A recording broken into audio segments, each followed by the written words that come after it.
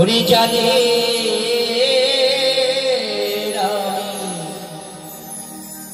ভাবি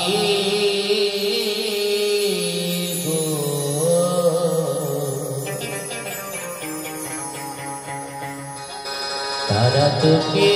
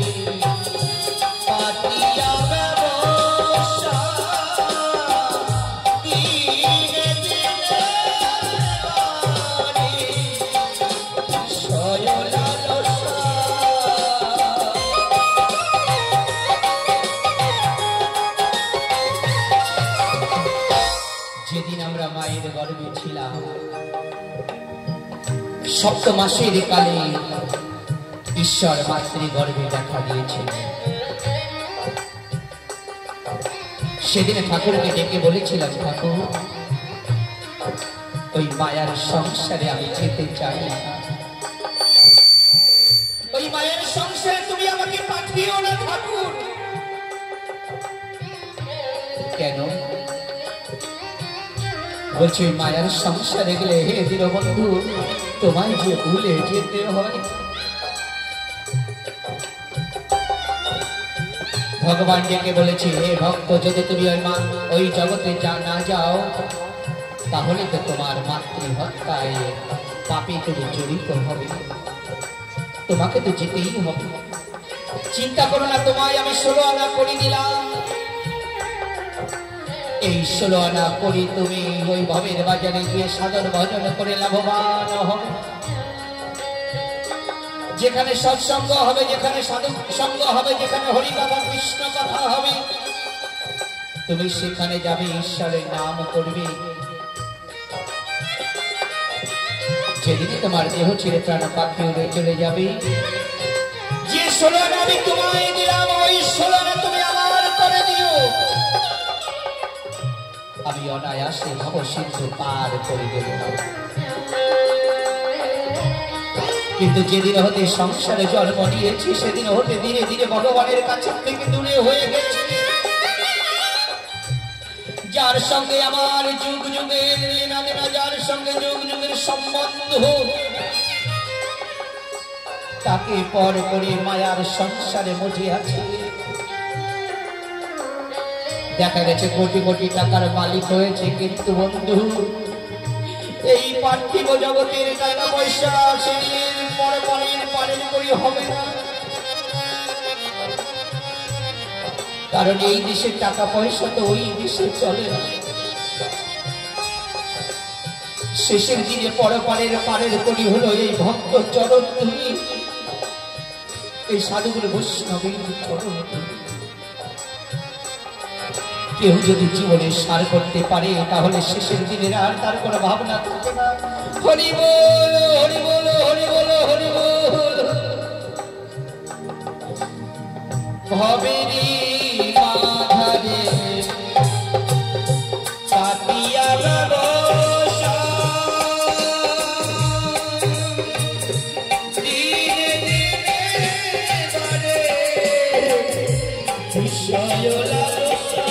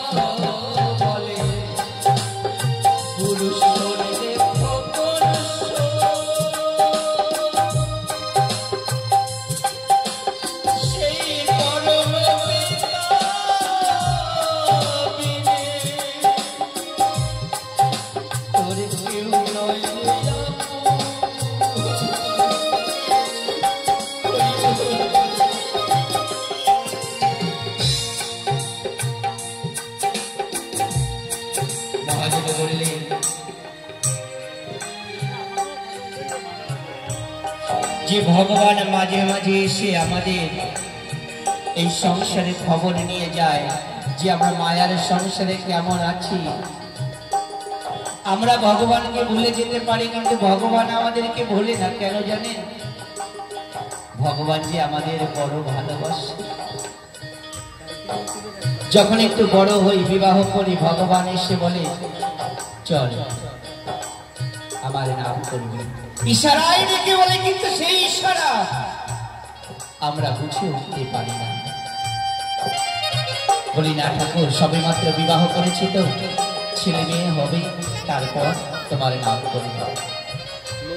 ছেলে মেয়ে হয়ে গেল, ভগবান আবার আসে, চল এবার চল আমার নাম করবি, এবার চল। ঠাকুর, ছেলে মেয়ে ছোট তো, এরা বড় হবে, এদের বিবাহ দেব। ছেলে মেয়ে বিবাহ দেওয়া হলো, কিন্তু তার পথের পথিক দেওয়া হলো না। ভগবান বলে এবার নাতিপুতি হয়েছে, চল। বলছে ঠাকুর, নাতিপুতি ছোট তো, ওদেরকে একটু দেখাশোনা করতে হয়, ছেলের কাজ করে তো, এখন হবে না। দেখতে দেখতে সাদের গোনা দিন ফুরিয়ে গেল বন্ধু। যে কদিনের জন্য এই সংসারে এসেছি, এক একটা দিন করে আমাদের কমে যাচ্ছে। কষ্ট করে দেখা গেল যে 5 তলা বাড়ি তৈরি করেছে। জীবনে এমন একটা সময় আসে, ওই 5 তলায় তখন আর জায়গা হয় না, ঘরের বারান্দার কোণে তাকে জায়গা করে দেয়। সকলের কাছে বৃদ্ধ বয়সে যেন বোঝার মতন হয়ে দাঁড়াতে হয়। যে ছেলে মেয়েকে লালন পালন করে বড় করেছেন, যে সংসারকে নিজে হাতে সাজিয়েছে,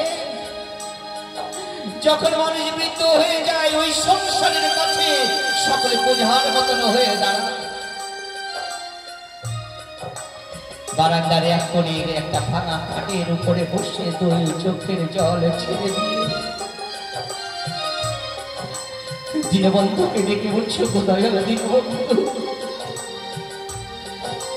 জীবনের সময় থাকতে তোমার সন্ধান করিনি, জীবনের সময় থাকতে তোমায় আপন করার চেষ্টা করিনি ঠাকুর। যাদের জন্য এত কিছু করেছি, এখন দেখলাম সবই মায়ার খেলা, এরা তো কেউ আমার চির আপন নয়। তোমাকে ডাকতে পারিনি বলে তুমি কি আমায় ভুলে গেছো? অদূরে দাঁড়িয়ে ভগবান ডেকে বলে, না রে ভক্ত, আমি এখনো ভুলে যাইনি, তোর একটা ডাকের অপেক্ষায় আমি চেয়ে বসে আছি। কেন ঠাকুর, তোমাকে তো ডাকিনি, তুমি কেন বলনি? বলছে সূর্য ভক্ত, এই মায়ার সংসারে তোদের অনেক আছে, তোদের আত্মীয় স্বজন বন্ধু বান্ধব সংসারে অনেক আছে, কিন্তু আমি ভগবান কিনা, আমি ভগবান কিনা, ওই ভক্ত ছাড়া যে আমার আর কেউ না। হ্যাঁ ভক্ত, ওই মায়ার সংসার করো, তাতে ক্ষতি নেই, কিন্তু ওই সংসারে বসে সকল কাজের মাঝে অন্তত একবার আমার নাম করো, একবার আমার নাম করো। এই কলিযুগে নাম ছাড়া আমাদের কারোর কোনো গতি নেই। তাই বলছে, হাতে করো কাম, মুখে করো নাম, পাবে তাতে নামের পরিণাম। হরি বল, হরি বল, হরি বল। স্বামী সত্যানন্দ